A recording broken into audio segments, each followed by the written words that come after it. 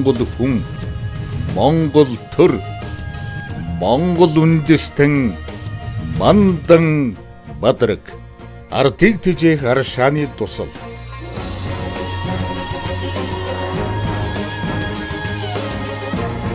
Мянганаар өртөөсөн Монгол үндэсний төрөт ёс, түүх соёл, язгуур уламжлал бол орчин цагийн ололт амжилт, өрнөх ирээдүйн их хүслийн 3 цагийн хэлхээнд орших, эх орныхон тусгаар тогтнол бүрэн эрэхэд халдашгүй дархан байдал, ардчил эрхчлөө, шударгасыг эрх билэн дээдэлж хөгжин бадарсан хүчрэхэг Монгол улсыг цогцлоох эх оронч ерөнхийлөгч байна.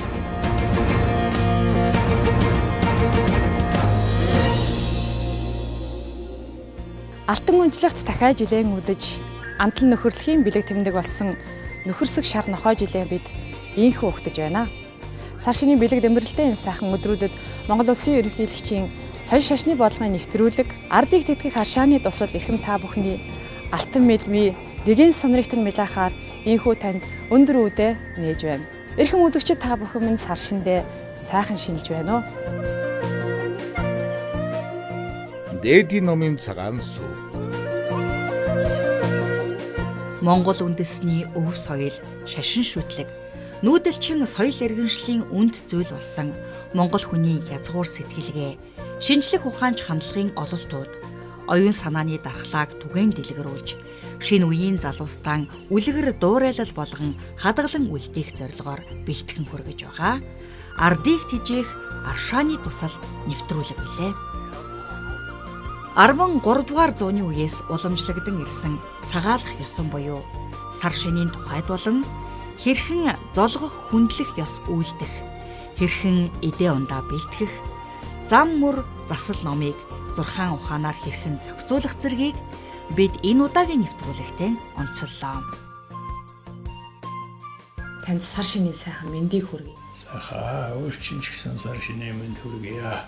Тэрвш гойгоор бид нар сар шинийн өдрүүдийг их төсөөлдөг байхаар түн маань одоо хэдийн танаас бас их зааварчилгаа авч магадгүй таны сайхан энэ ухаалаг эрдмийн үгийг сонсож сар шинийг эхлүүлж байгаа ард түмэн маань бэлэгшээж байгаа. Энэ жилийн өнгө зурхаад ер нь хэрхэн буусан байгаа тухайгаар хоёлаа яриагаа эхлүүлээ тийм үү? За манай энэ хөдөлж байгаа цаг тоодлын бичиг уулууд номтой шүнтэй. Тэрний юуг үл манай тоодлын 2-3 дугаар зууны үед ихэн тавигдаад за 7-8 дугаар зууны үед төгс улсуулсан онлуулсан Монголын одон зурхаа ухаан байна. Тэр ухаанаараа тэр ухааныг төгс үеийн шин зурхаа гэж хэлнэ. Тэр төгс үеийн шин зурхаа ясараа бид нэр жилийнхаа байр байцыг үзүүлж гаргаж байгаа. Зүгээр нэг таагаад хэлчих юм уу тийм биш ээ. Тэр тухайн жилд гол нөлөө үзүүлдэг гариг иргэсийн хаялга ямар байна гэдгийг боддог. Тэр ламын гэгэний айлцаа айл дөрвөн штэ. Огторгууд оршдог одон гариг оршлонгийн амьтанд сайн муугаар нөлөөлнө. Огоорч ахыг мэдүүлэхийн тулд оддын зурхаа гаргаваа вэ гэж айлцсан. Тэгэхээр тэр айл дөрвөөр бид нэр төвс үеийн шин зурхаа ёсороо цаг цагтбараа гаргадаг. Төвс үеийн шин зурхаа ёсыг гаргасан хүн бол уугууд Монголын эрдэмтэн монголчууд ирээсээ нэг л их ванддата юм. Махаванддата гэж хэлдэг.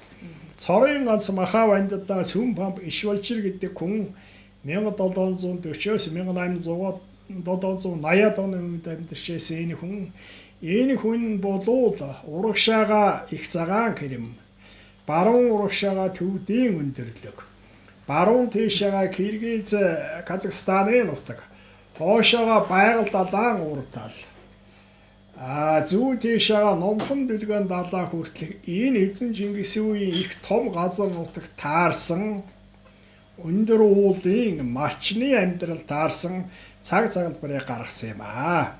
Тэгэхээр жилийн байр байцыг ярихын тухайтад монголчуудад зориулж гаргасан бас нэг зүйл байна. Тэр нь шорон өхрийн шинж гэж хэлдэг.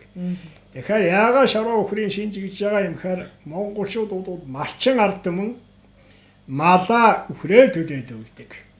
Малчнаа өхөр хариулъячаар төлөөлүүлдэг. Тэгээд тэр байр байцыг тодорхойлж боддог. Тодорхойлж бодохдоо тухайн явж байгаа жил огторгуун жил гэж хэлдэг. Жишээлх юм бол 2018 онд харгалзах шороо нохоо жилийн айн би эрхтэн Киамар гэсэн үндсэн 5 махбод. Мөн энэ шороо нохоо жилийн Монголын газрын хуваар дээр хаврын амьсгал орох, хаврын байдал бий болох өдрийн тэр нэг амтнаар нэрлэдэг тэр нэг. Тэгэхээр тэр жил өдрийн бас л 5 мохуудыг хооронд нь хэрэлдүүлж тоодоод байр байцаа гаргадаг. Тэгэхээр таны асуултанд хариулаад би тэр байр байцын энэ тооцоодон бодсон өхөр дээр ярий гэж бодож байна л да. За энэ жилийн хувьд бол энэ шороо өхөр маань бүх биеийн шар өнгөтэй. Толгой шар өнгөтэй. Ивэр сүйд чихэн улаан өнгөтэй. Омруу нь улаан өнгөтэй. Энэ ходоод нь ногоон өнгөтэй. Дөрвөн шир нь ногоон өнгөтэй байх юм. За тэгвэл энэ өнгөний цаана юу байгаа юм бэ? Ямар үр ойлгохтой юм бэ гэдэг нь одоо ярил л да. Үхрийн бид эренхийдээ шар өнгө гочлоод байна шүү дээ. Шар өнгө байгаа болохоор энэ нохоо жил маань өвс сайтай, күнсний ногоо сайтай, будаа тарианы зүуд ариун сайхан уургах.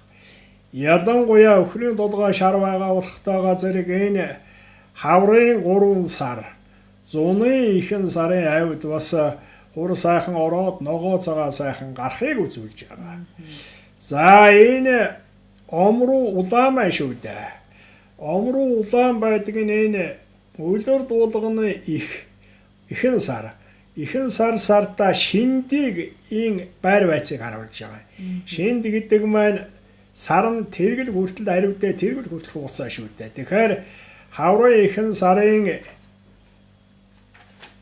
шинэ нэгнээс 15-ны хооронд. За тэгээ бус улирлуудын ялгаа байхгүй. Намрын тэргүүн, зуны тэргүүн, өвлийн тэргүүн саруудын ихээр тэр 15 хоногт хурж яахан баг шиг буух юм байна. Тийм боловч хүн амьтны сэтгэл амгалан Киамартай байх юм байна гэдгийг харуулж идэв. За энэ ходоод ногоон байна шүү дээ. Ходоод ногоон байгаа болохоор жилийн дундуур өөр тодорхой ярих юм бол хаврын дунд сараас намрын дунд сар хүртэлх хугацаанд хур ороо сайхан орох, өв сургамал сайхан ургах энэ зүйлийг үзүүлдэг. За одоо ивэр сүүл чихэн удаан байгаа шүү дээ. Ивэр сүүл чих удаан байгаа болохоор дөрүүчийн гэлдэгтэй жаахан төстөө үлэр дуулганы сүүлд адаг сарын 16-наас битүүний хооронд жаахан хур баг байхаар маягтай бай. Тийм ээ. Тэгэхээр ухаан наамар болоод өр тарай хурааж авах тохиромжтой байх юм байна л да.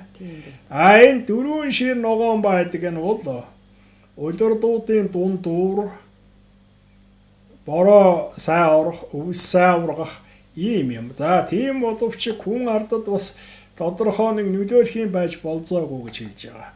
Тэрний юу гэхээр энэ хуучин хурмал өвчин гэж хэлдэг. Тэр төвдийн аюурведийн имлэгээр дүүвийн над гэж байгаа юм бол да хурмал өвчин гэж хэлдэг. Одоо хууш архаг өвчтэй улсууд бол бие махбодаа сайн анхаараад сэргэмжилж яахыг харуулж байгаа. За энэ өхөр маань өхөр хариултынхаа ард явж ийн шүү дээ. Тийм болохоор урд нь өхөр хариултыч хүн эснэн явж ийн өхөр татта мал сүрэг татта энэ жил мал 5 ушуу малдма таата сайхан жил болохыг харуулж байгаа. За одоо энэ өхөр хариултыч руугаа яваад очие. Өхөр хариултыч болоод энэ жилийн хувьд эдэр залуу хүн байх юм аа.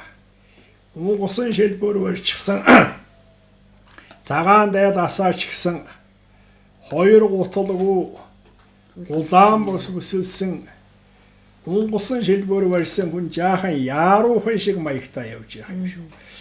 Тэгэхээр энэ хүн жаахан яаруу явж байдгийн цаана юу хэлж ийнэгүүл тэр кийн арын шантай юм.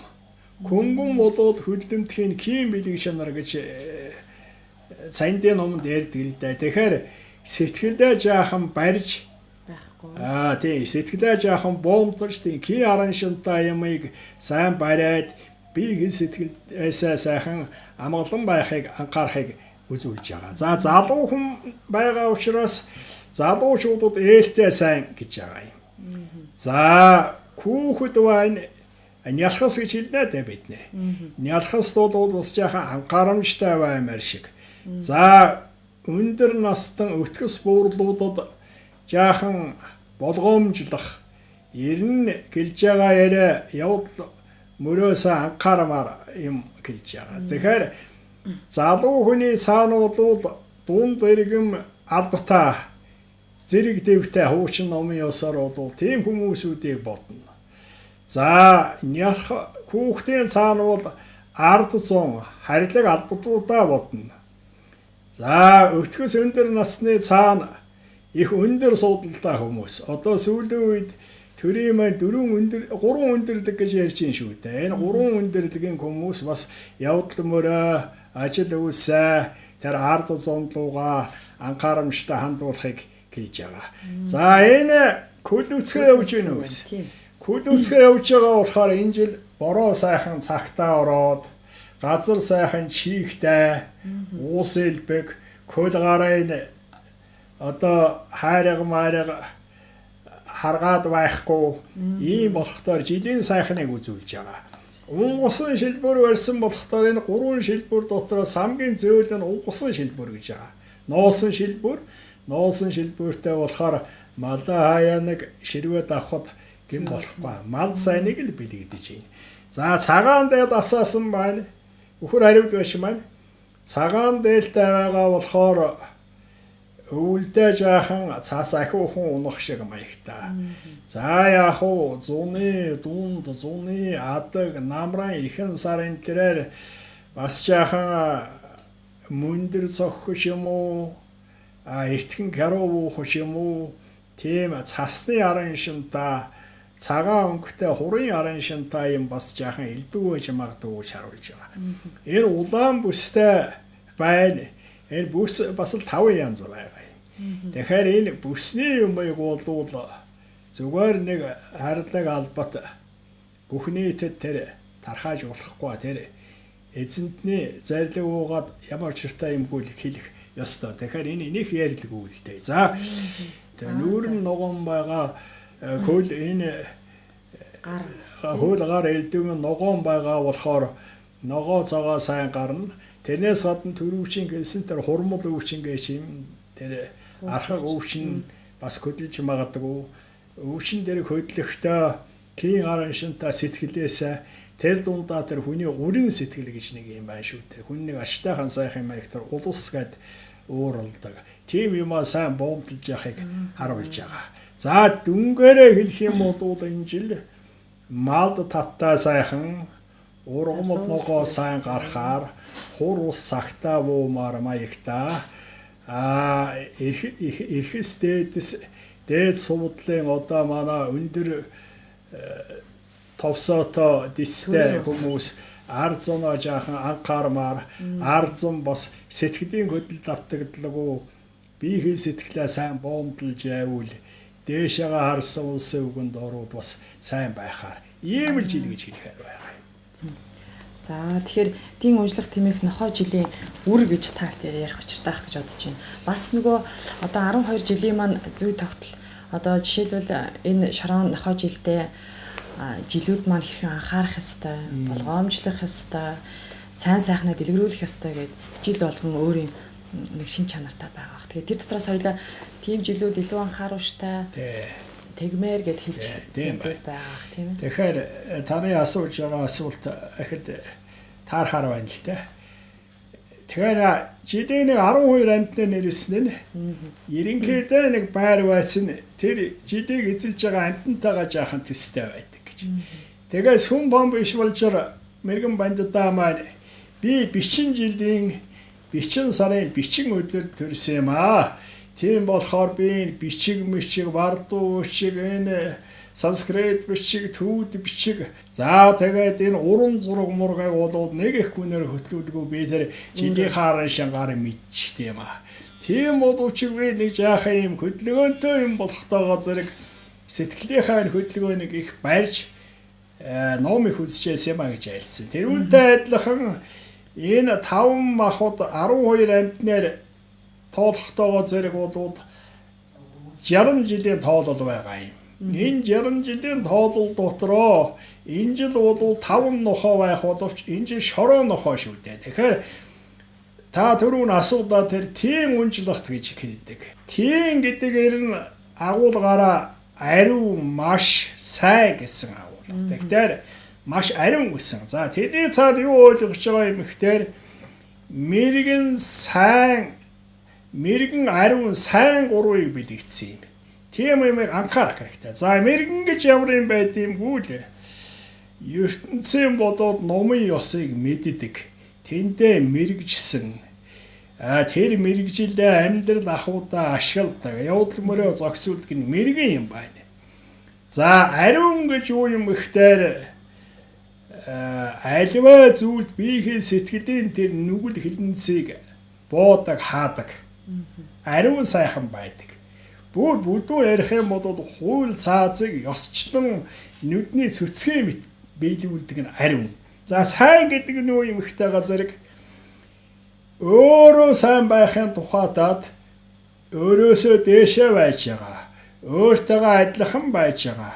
Өөрөөсөө доошоо байж байгаа улсуудад сэтгэл гаргаад ямар ч алагчлал байхгүй. Ганцхан үртэй их хүн үрээ яаж хайрладаг үлдээ. Ийм сэтгэл гаргаж явах юм бол тэр жилийнхаа вар байстай таарах юм гэж айлдсан юм аа. Сонсогч үзэгч нартай танилцуулъя гэж бодож байна л да. Энэ жил жилийн эсод нь онгоц гэж од байна. Онгоц гэдэг од байгаа болохоор зарим газар хур сайн гарна бас нэг шаазгаа алга гэж байгаа юм. Жилийн эзэн гариг нь бол адиа гариг байна. Адиа гариг ургасан байгаа болохоор ер нь арившуулах цааш нь дэлгүр үлдэх сайн. Бидний ажил үүсэх сайхан бүтэх юм. За бас нэг хайлгаваа тэр нь жаахан халууны араншилтай, галын араншилтай. Тэгэхээр жаахан дулаан халуун байж магадгүй тэр халууны араншилтай өвчин зулан бас анхаарч явах хэрэгтэй. За тэрнээс гадна одон зурхан тусгай тооцоолоор гаргадаг жилийн хаан гариг, төвшмөр гариг гэдэг хоёр юм байна. Хаан гариг гэдэг нь бол нэг гүрний хаан мэт арай үйлчлэгээр өндөр. Төвшмөр гариг нь тэрнийхээ дагалд маягтай. Энэ жилийн хаан гариг нь сумья гариг байна. Сумья гариг байхтаар хур цагтаа буунаа. Ургамал ногооны шим сайхан болно. Ус мөрөн аривчнаа. Ой цэцэрлэг сайхан ургана. Жимс ногоо дэлгэрнэ. Ингээд хуран сайхан буугаад ногоо цагаан цагтаа гардын болохтойгоо зэрэг мал сүргэд сайн байна. Малын шил дэвтнэ. Сүү цагаа элбэгшнэ. Тэгэхээр энэ жилийн тэр гол гаригийн хайлга сайн байна шүү. За жилийн төвшмөр гариг нь бархсвад гэдэг гариг байна. Бархсад байхтай газар ер нь тэр өвлгийн сэтгэл гэдэг юм гаргуул тэр хүний алга дэш нь аруулснараа хоос орчихгүй. За хүнээс авснараа ч бас их баяж очихгүй. Тийм боловч өгдгийг их анхаарах юм бол өгдөг нь чариуд нь өгч байгаа хүний юм чариуд нь авч байгаа хүнийх нь юм ч ариудах. За тэгээд бас л хур цагтаа буух. За ухаантай мэрэгдийн ухаан санаа сайхан байх.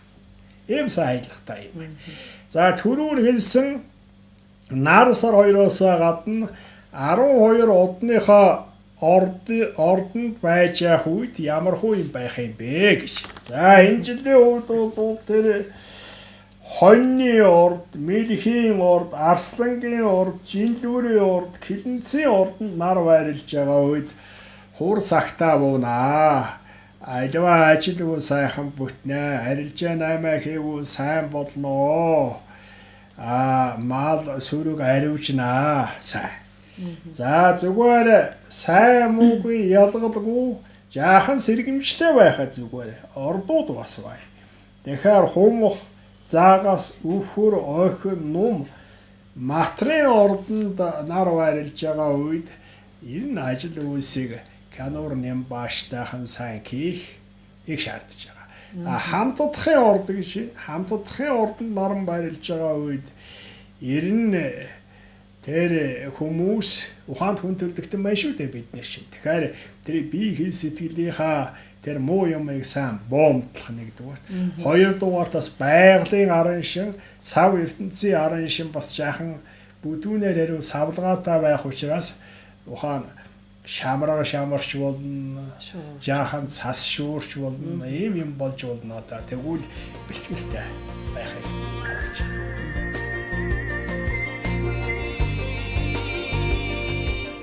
'Нүүдэлчний гал'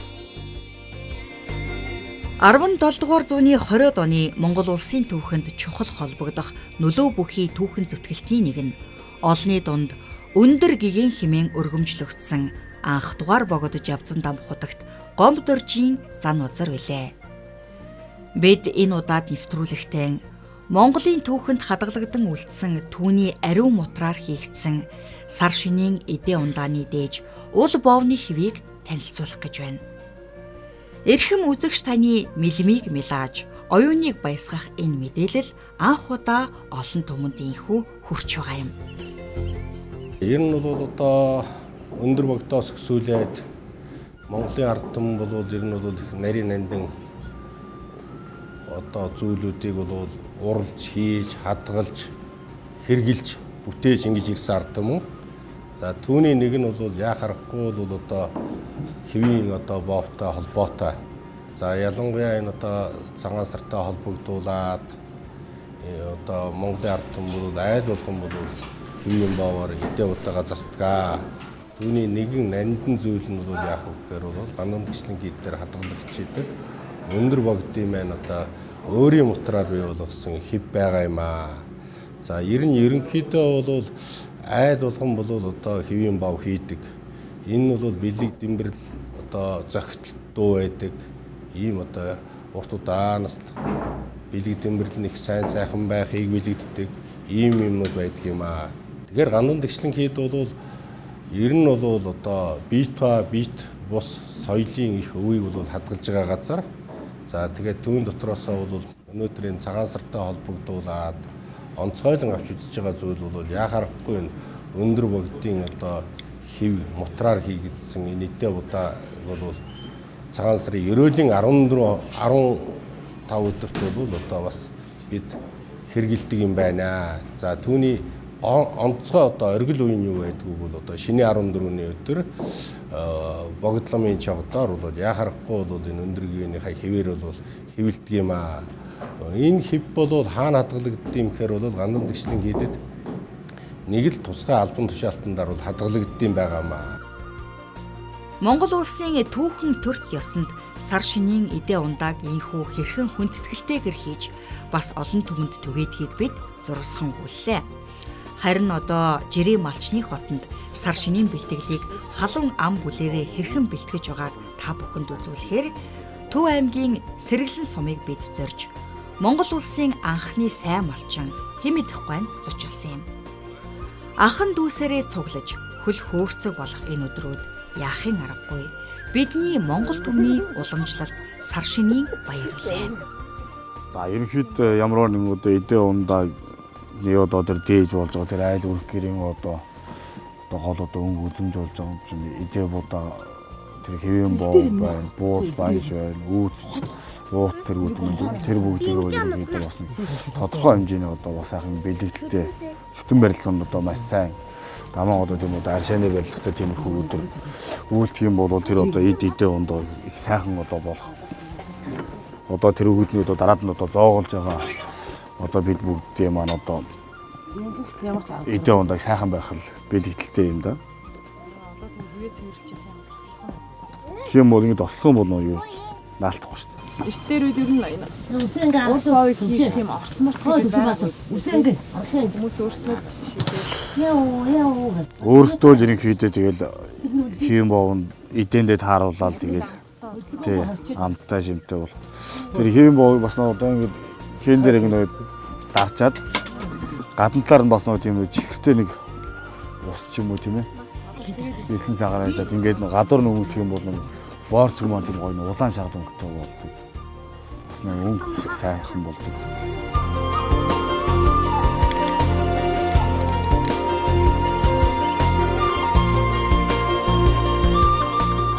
Малчин болох тухайд малчин бол яг үгээр одоо 1990 оноос 90 оны цагаан морин жилийн хувьсгалаас хойш бол одоо нэгдэл нийгэм одоо тараад тэр малаа бол хувьчтаад ингээд ардын аж ахуйтан болж бол ингэж одоо ер нь Монголын нийт ард түмэн хөдөлж байсан. Энэ үест бол мал аж ахуйгаа одоо үржүүлэн хөгжүүлэх гэд бол нам засгаас их анхаарал тавьж байсан.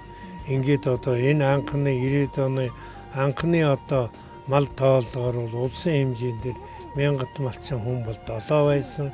За энэ цэнхэр мажрын цэнхэр мандлын хэнтийн торгон мажиг гэдэг хүн байсан. За цаанчлах юм бол энэ Баян хонгорын галуутын Шарав гэж хүн байлаа. За Говьалтай аймгийн Гүрноров гэж хүн байлаа. Аранхай аймгийн Түндэв байсан. За бий байсан. Ховдын дөрөвний пүрвэ хөвсгөлийн цагаас ийм 7 хүн бол анх Монгол улсын 1000 малчин болж байсан. Манай нам засгаас Монгол улсын сайн малчин гэдэг цолыг анх олгож 5 хүнд өгч байсан. За үүнээс нь одоо би Монгол улсын ууган сайн малчнаар тодорт 1 номерын гэрчлэгээ авч хөдөө аж ахуй яамнаас ингэж одоо улсын сайн малчин болсон. Тэгээ улсын сайн малчин өнөөдөр одоо лавд үеийн мэдгээр сайн малчин гэж 2 батн ном гаргаад байна. Ингэхээр бодоход ер нь лавныг 80 гаруй одоо улсын сайн малчин бол байна. Мал аж ахуйг юусэн өсгөн үржүүлнэ гэдэг нь хужир давс таан нөгөө хавар цагт нь бол уулын араа шар хамар сэрүүн цагаар өөрөө илгэх юм бол зуны цагт бол эрих тэрих явдаас билэн сэргийлж сэрүүн газартаа байлгаж угаад намар ороотой тэрхийн багцаанд бол таана мангэр мөлий говьдуухан газараа одоо энэ шүүслэг тижээлээ идүүлээд ингэж одоо малынхаа бол анга ихлээд одоо махан даргыг авахгүй дараа нь өөхөн даргыг авахгүй ингэж үйж малчин онд минд орно. Ингийн тод малыг бол ерөөсөө өглөөр түчээд орой хотлууж ингэж өнөө идэж байдаг мал учраас идэх хугацааг аль болохоор урд одоо байлгаж байвал сэрүүн цагт нь идүүл малаа сайн идүүлж байсан. Ингээд одоо өвлжөө бууцаа хуваартай ашиглаж байсан. Мөн одоо цагт бол өвөл хүйдрэхэд бол малаа одоо хотлуулна гэхээр хот бол нэлээд хөлдөнгүй цан хөөр цогсон байдгийн бол одоо тэн дээр одоо бууц мууцаа юм уу ямар нэгэн нурм мурм тавьж цан хөөргийг арилгаж яваад ингээд одоо малаа оруулав дунд идэш дулаан хавдиш гэдэг нь бол одоо маш хэрэгтэй юм аа. Айхтар зуд турхантай өвлийн дараа хавар ирдэг тийм ээ. Одоо жишээлбэл энэ жил жоохон зуд турхантай байна уу да гэж залуус бид анзаарч байгаа. Зүгээр таны хувьд бол илүү л олон шинж хэлэх байлгүй. Дараа нь хавар цаг ирэхээр зэрэг малаа ер нь яаж хариулга маллага хийх нь илүү сайн байдаг юм бэ? Одоо өвөл их цастай байхаар мал их тург болчдөг. Тийм ээ чадал чансаа муутай онд орох гэж байна шүү дээ тийм ээ. Тэгээ хээлтэй мал байна. Хээл малын хээл хүндэрсэн ийм цагт бол тайхан одоо болж өгөх юм бол намдор газар юм уу ингэж одоо өвлжөө хаваржаандаа бол дулаан эрт буух эндээсээ бол өвсний одоо сэрмүүн одоо өвсийг бол идүүлэх ийм явдал байна. Нутгийг их сайн олох хэрэгтэй. Би өөрийн нутгтаа бол одоо ээвж гэж нэг газар байгаад тэрвэр бас нутагдах дуртай. Тэрвэр нь бол яах вэ гэхээр нэг вилчээрээр хойд гардаг, нэг вилчээрээр хангайд гардаг. Хангайд гарахтаа тэгээд нөө даган сул, согоовор, ерхэг энэ төр одоо тэр Яманы эвэрийн тэр ургуул бол сайтай.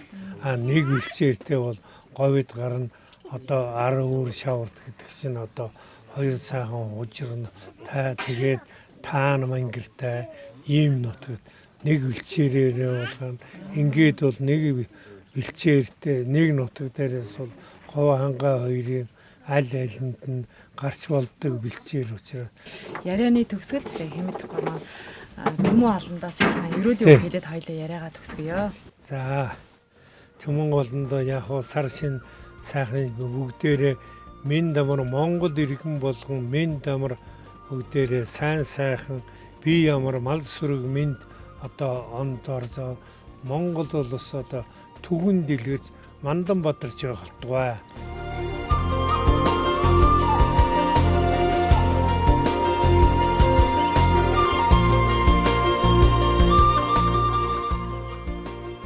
Сарны туулаа. Монголын уламжлалт ангаах ухааны талаар 2000 гаруй жилийн өмнөөс тэмдэглэн үлдээсэн байдаг. Монгол хүний бие махбод, оюун санаа, сэтгэл зүйн онцлог, нүүдэлчдийн ахуй нөхцөл, ёс заншилтай зохицсон өөрийн өвөрмөц төрхтэй бие даасан эрдэм мэдлэг оюун соёлын нандин өв билээ. Энэ удаад бид сар шинийн энэ сайхан баярын өдрөө тохиож байгаа учраас эдийн ундагаа хэрхэн болгоож идэх ёстой юм. Ер нь уламжлалт бидний хоол хүнс эрүүл ахуйн хувьд одоо хэр зохицтой болгож өөрснөө хэрэглэж одоо занших ёстой юм бэ гэдэг энэ сайхан ярианаас эхлэе гэж бодож байна. Мэдээж сар шинийн өдрүүдэд бид нар одоо бууз, сүйтэй цай, уул боо гэдэл цагаан идэ гэдэл маш олон төрлийн идэх юм давхцуулж иддэг тийм. Тэгээд энэ бүхнээс хоол хүнсээ яаж бид нар зохицуулбал илүү цохилтой. За энэ монголчуудын энэ эдээ ундааны соёл, эдээ ундаа явдал мөр гэж одоо уламжлалт ангаах ухаанд бол гол одоо мөрийн хөтөлбөр нь байдаг. Тэгээ энэ соёлыг бол миний хувьд бол маш их дээрээс эхэлсэн гэж боддог. Эсгий туурхтны одоо он тоолол манай нийтийн он тооллын 4000 жил.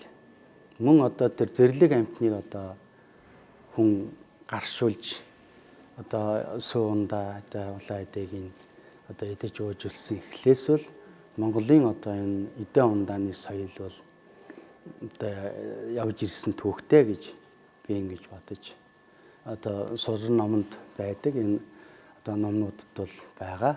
Энэ эдээ ундааны тал дээр бол ер нь хамгийн эхлээд одоо цагаан эдээ, тэгээ улаан эдээ гэдэг нь одоо малын мах, ратан жигүүртний мах, тэгээд ногоо эдээ. Ингээд улаан цагаан ногоо ийм одоо эдээ ундааг бол олон зуун жилээр идэж ууж тэр нь амьдрал дээр бол нотлогдож ингэж ирсэн тийм түүхтэй. Хоолыг зөв идснээр одоо ямар одоо ач холбогдолтой юм бэлхээр хүн урт наслах юм. Маш урт наслаж болно. Тэгэхээр манай монголчууд бол бас урт наслах боломж нь байгаа. Ёс нь байгаа, заншил нь байгаа. Эрдэм оюун ухаан юм судар номондоо бэлээхэн бичээтэй ингэ байгаа. Тэгэхээр энэ хоол унд эдээ ундааг бол зохицуулж идэхтэй. Дээр үес одоо лам багш нар манай нутаг монголчууд бол ер нь тэг цадтал идэхгүй. Хоёрт бол хоолыг хооронд нь харьшуулж идэхгүй. Нэг нь нэгтэйгээ харьшлах. Гуравт нь бол цаг. Тогтмол цаг дэс дараар л одоо журамтай байсан тий. За гуравт нь болохоор бол тэр хоолны хамгийн одоо дөрвөн үлрэл одоо эрс тэр суур амьсгалтай энэ үед хоолоо одоо хүүтэнд өвөл ямар хоол, ямар амт, одоо хавар ямар хоол, ямар амт, зун ямар хоол, ямар амт, эрдэм шингээлтийн дараа юу болох уу гэдгийг бол тооцож иддэг. Ингээд мөн одоо хоолыг бол идэхдээ бол ходоодыг нэг 4% гэж бодох юм бол 2% нь бол одоо хоол, өшөө цаана үлдсэн 1% нь бол шингэн, 1% нь бол хөндөй хоосон ийм хэмжээтэй. Тэгээ энэ хэмжээндээ бол одоо хоолоо бол тэгээд тааруулж идэнэ. Тэгэхгүй цадатлаа их идээд эсвэл өлөн яваад өлөн явж байгаад гинт одоо их хоол идэх юм бол тэр хүний одоо биений дархлаа болсон 7 тамир бусад одоо ходоод гэдээс тэгээд зүрх судасны системүүдийг бүгдийг нь бол хоол буруу эзнээс болж бол хорлогддог. Ялангуяа энэ одоо хаврын тэргүүн сар гарах гэж байгаа яг энэ үед. Тийм, энэ хаврын тэргүүн сар энэ юунуудын түрүү ярьсан өнөө өвөл болоод өвлийн хүүтэн болоод тэгээд өвлийн сүүл сарын энэ юунд бол маш их хүүтэн болдог учраас хүний энэ арьсны нүхнүүд бол цөмөөрөө битүүрсэн байдаг. Тэгээд тэр өвлийн идсэн хоолны хорыг бол одоо намар энэ хаврын улирал гаргадаг. Тэгэхээр өнөө түрүүчийн хоолны одоо хор гидсэнд нэлээд удаан цагаар боловсрч байдаг шингээлтийн зам дээр өөрчлөлт гардаг. Тэрийг одоо ч дэлхийд бол хоол боловсрол систем хотоодн дээр. Тэгэхээр одоо дэлхийд бол сар ингэж ойртож байгаа. Хаврын тэргүүн сар гараад ирэхлээр холдоод явхлаар нөгөө бадган гэдэг өвчин хий шар бадган гэж байдаг. Тэгээд тэр өнөө дэлхийн нар халаагаад ирэхлээр энэ шингээлтийн хоол боловсрол систем одоо хордлого нь өндөр болоод ирдэг. За энэ үед бол одоо хоолоо яаж идэх вэ гэхээр монголчууд нь үүцээ задлна гэдэг нэг гоё юу байдаг шүү дээ, тий? Намар хийсэн одоо үүц хоньны одоо мах энтэй ч гүзээнд нь шар тоос за тэгэл өрөм цагаан идэ энэ бүх зүйлээ бол хаврын тэргүүн сард задалдаг. Энэ яаж байгаа юм бэ гэхээр хавар бол хүн ямар амттай хоол идэхлээр амтлаг, эсэглүүн, гашуун амттай. Ийм амтлагийг голсон хоол уламжлалт ангаар ингэж идэх юм бол түрүү бидний эзний хоолны одоо тэр шингэцэнд бол ямар нэгэн гаж өөрчлөлт гардаггүй. Жишээлбэл хоолыг бид нар маш их буруу эзнээс болж өвчин эмгэг тусах мөн одоо тэрийг дагалдаж олон янзын одоо өвчнгүүд үүсэх шалтгаан нөхцөл нь болж байгаа. Жишээл хоолыг бол түрүүчийнхэн хоолыг идчихэд дараачийн хоолыг идэх тийм хэмжээ байх хэрэгтэй. Нэг бол хоолоо их зөв сонгох. Хоёрт бол ямар цагт хугацаанд идэх вэ? Гуравт бол хооронд нь харьцуулж болохгүй. Одоо хоолыг сонгож авна. Энэнийг сонгож авахтаа бол яаж авах вэ гэхээр одоо жишээлх юм бол загасны мах, гахаа мах, загасны мах, гахаа мах, дахиад өндөг. Энэ гурав нэг дор байх юм бол нэг дор идэж болдоггүй. Энэ хоолыг ингээд нэг дор идэх юм бол тэр нь бол найрсан хорийн өвчин болно. Гэх мэтлэнгийн олон хоорондоо харьцлах хоолыг бол их болгоомжтой идэх хэрэгтэй. Загасны дахианы мах идчихэд сүү ууж болохгүй.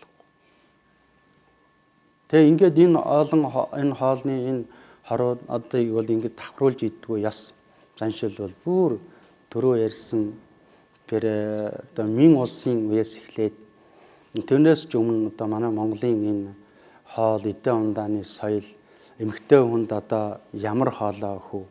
Одоо цагаан сарын энэ өдрүүд чинь бол үүцээ задлана гэж ярьсан шүү дээ. Тэгэхгүй одоо ийм үед бол хүнд хоол, хөнгөн хоол, хоолны соёл бол маш их байсан. Үхрийн махыг гэхэд намрын үхрийн мах, тэгтээ хар үхрийн эвэрт хар үхэр, дундуураа одоо хар цоохор, тийм үхрийн намрын төдөн сард идэнэ. Тэгтээ одоо үхрээ энэ чэжийн хэсгийн тийм хүн дövнө. Дунд хэсэг нь махны ингэж идэнэ. Сүүлийн одоо бөксөн биеийн мах буюу ташааны энэ мах бол дандаа одоо хүнд хоолндоо орно. Чэжин мах нь хөнгөндөө хоолндоо орно. Энийг одоо эмэгтэй хүнд бол хүзүүний төрсөн махаар хоол хийж өгч байхад эрэгтэй хүнд бэр чадал, хүч чадал одоо ажил төрөлд нь чадал шаардсан адуу малтай ноцолдох, эмнэг хангал сурах ийм хүч тамир шаардсан ажилтай учраас одоо доод сүүжний булчин махыг өгч юм уу. Ийм нарийн олон зуун жилийн уламжил маань бол үнэхээр одоо маш их тасарч, хотож иж, иргэншиж байгаа учраас хоолны маань энэ уламжлалыг бол зарим тэр дээр үед бол ер нь санаатайгаар ч энэ Монгол их хүчрэхэг их дийлдэхгүй болоод ирэнгүүт энэ яавал энэ Монголыг энэ жоо хүч султаа болохгүй гэхлээр уламжлалт зан заншил оюун тэр ухаанаас нь салгачих. Тэгвэл эднэр амархан мөхнө гэж. Ингэсэн учраас тэр Мин улсын үе буюу 1350 эд оноос эхлээд өнөө ёс заншлын өөрчилж эхэлсэн. Жишээлбэл одоо 5 цулын мах тэр хүндтэй далны махыг одоо ёс заншил тийм ээ шаантны ясыг хинд өгөх үү, хүүхэд ямар хоол идэх үү, эмс охид ямар хоол идэх үү, энэ бүх ёс заншлыг бол тэр үеэс эхлээд баг багаар ингээд ёс заншлыг алдуулсаар байгаа өнөө хүрлээ. Одоо бид нар цагаан сар болохоор сар шинийн баяраар хамаг л одоо нөгөө гоё амттай шимттэй болгоныг ширээн дээр тавихыг хичээдэг штеп. Зүгээр одоо танаас бид нар зөвлөгөө авъя гэж бодоход жишээлбэл загас одоо гахаа дахиад мах хольж болохгүй л гэж тэгж чинь тий. Тэгвэл ер нь нэг иймэрхүү төрлийн хоол байхтал одоо бэлэглээ бодсон ч нөгөө хүнээ дайлсан ч тааламжтай байх болно. Ер нь иймэрхүү төрлийн ундааг ер нь бэлдэж хэрэггүй дээ гэж тань хэлэх тийм санал байна. Энэ бол тэртээ дөрвөө манай өвгдээцүүд мэднэ. За яг үг хэлэхэд илүүдэх юу аах вэ? Хоорондоо харшилтах хоолуудыг л идэхгүй. Тэгэхээр цагаан сарын үеэр бол зөндөө айлаар ороод хоол идэл явдаг. Бас нэг онцлог байдаг ш нь амархан шингээд идэг. Айлын хооронд очиад хөдөөний айл бол морьтой тахгүй бол нөгөө дараа чаа. Тийм учраас бол энэ хоолны өөрийн түрүү хэлсэн хэмжээгээ барина. Тэгтэл цадтал идээд байна гэсэн юм байх болохгүй. Тэгвэл Манайхан ч одоо идээрээ сайн идээд гараараа л гэдэг. Битүүрээрээ энэ төр гэдэг тий. Тэгээ энэ бол бэлгэлийн чанартай. Тийм хэдий тийм ч гэсэн хүн одоодныхаа хэмжээг дэг сахилга батан байна. Тэгвэл одоо ууцаа тавина, буузаа хийн, сүдэ цагаа хийн. Ер нь огт ер нь тийм зүйл ер нь л хэрэггүй дээ гэж танд хатаахан сануулгах зүйл байна хүнсний зүйл дээр.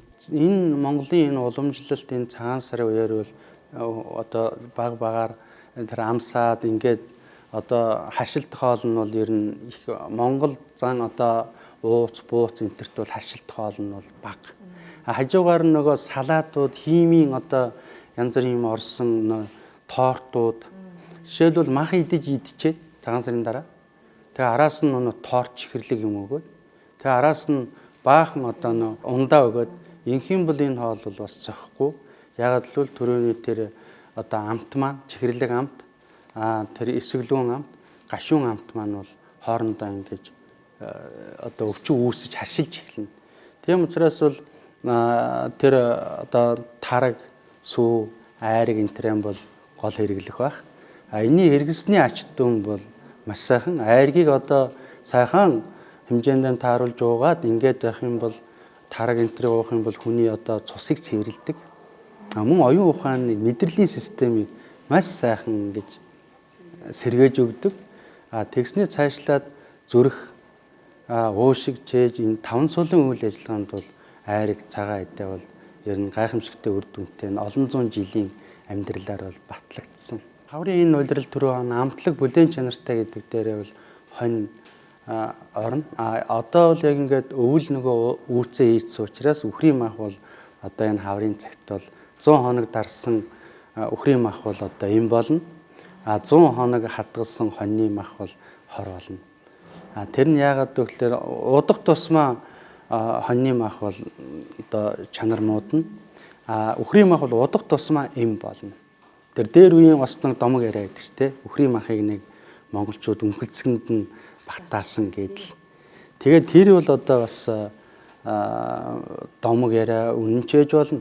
Тэгтэл тэнд бол тэр хамгийн их одоо шим тэр малын тэр том алхын шимийг л тэнд хураасан гэдгээр талаасаа ойлгоод тэгээд дээр үеийн тэр лам бадарчингуу даян сэр дайнд явсан усуд бол нэг халбаг мөчинг мах ийгээл тэгээ хоолоо одоо идэж шимийг авч тэр их том их багдаан биш хамгийн гол нь тэр чанартай шим тижээлийн ингэж авч идэж байгаа энэ дээр байна. Тэгээ яг хөө энэ дашрамт хэлэхэд бол манайхан бас тэр нэг цаг хэмжээ хоёр дээр их буруу хаалж байгаа учраас энийг дагалдаад маш их тийм өвчин үүсэж байна. Жишээлбэл ууралж агаад идэх, сандарч агаад идэж чинь тийм ээ. Дараачаа айд очно гэхэл сандарч агаад идэх юм бол цөсний аам онгоогоод тэгээд тэр цөс нь одоо гидсэн дээр унаад тэгээд хийтэй холилдоо цаашаага ингээ боловсроод явхдаа одоо бидний хоол боловсрол системийг гэмтээгээд тэгээд цаашлаа тэр нь зүрх бусад эргэтэн нөлөөлж өвчин үүсдэг. Тийм учраас хоолоо идэхдээ яаралгүй тайван баг багаар амсч идэг. Бас тодорхой цагтаа хооллох хэрэгтэй. Үхрийн махын хорыг яаж гаргадаг юм бэ гэхээр одоо долоогон гэж жимс байдаг шүү дээ. Тэр долоогон гэдэг жимсийг үхрийн махандаа ганц хоёрхан хийгээд чанаал бүх төрлийн махны хорыг арилгаад идчих. Тэр нь хоёр юм уу нэг ширхэл хэрэгтэй. Дан ногоон хоолтой хүн бэ. Ногоон хоолтой хүний хоолыг яаж гаргадаг юм гэхээр халгай. Халгайг одоо энэ Солонгос энэ дор манай Азийнхан бол хаврын ихэнх сарын энэ шиний одоо цагаан сарын 15 жоохон өнгөрөөл даяараа халгаатай цай хоол иддэг. Тэр нь юу гэхээр ногоон дотор байгаа хорыг арилгадаг. Тэгэхээр одоо бүх ургамал мод энэ жимсний хорыг арилгадаг ард нь тийм ийм аргатай. Тэр аргуудыг дараагийнхаа ярилцлагаар одоо гаргаж жишээ эхний ээлжинд бол үхрийн махандаа одоо цагаан сараар бол айлууд 7 юм уу давжин алим хийгээд чанахад тэр мах ямар ч хоргүй бөгөөд зөөлөн амтлаг сайхан болно. Ногоо иддэг усууд нь бол дандаа одоо тэр халгаатай цай халгаа энэ төр уугаад ингээд тэр бүх ногооны хор арилна. Түрүүдөр гашуун амт гэдгийг ярьсан шүү дээ. Тэр гашуун амт бол цайнд их байна.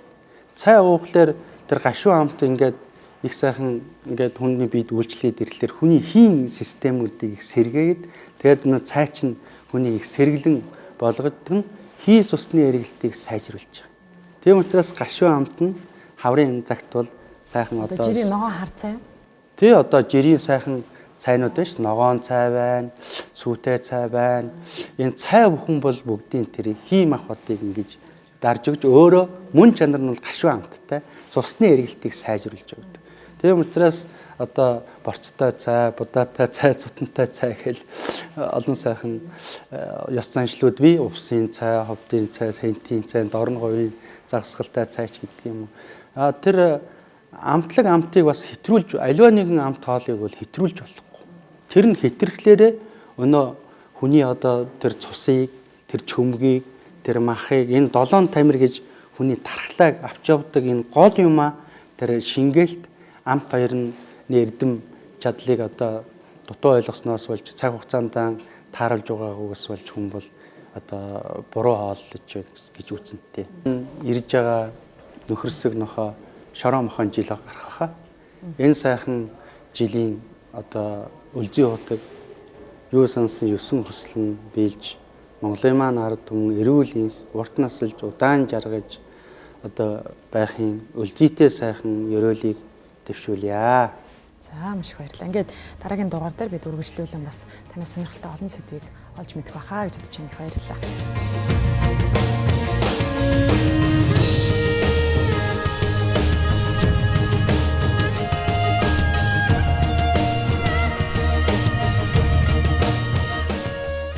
Эрхэм үзэгчид та бүхний мэлмийг мэлаасан ардыг тижээх аршааны тусал нэвтрүүлгийн энэ удаагийн дугаар инхүү өндөрлөж байна. Дэлгэр сайхан сэтгэлтэй, дээл бүсэн гоёлтой, дэлхий тэнийн баясгалантай, дээдс нялхаст бэлэгтэй, хоймортой, нарны бурхадтай, хажуудаа насны бурхантай, эрүүл инх, саруул сайхан, эрч дүүрэн сэтгэл төвшин эрхэм үзэгчид та бүхэн минь сар шиндээ сайхан шинлээрээ.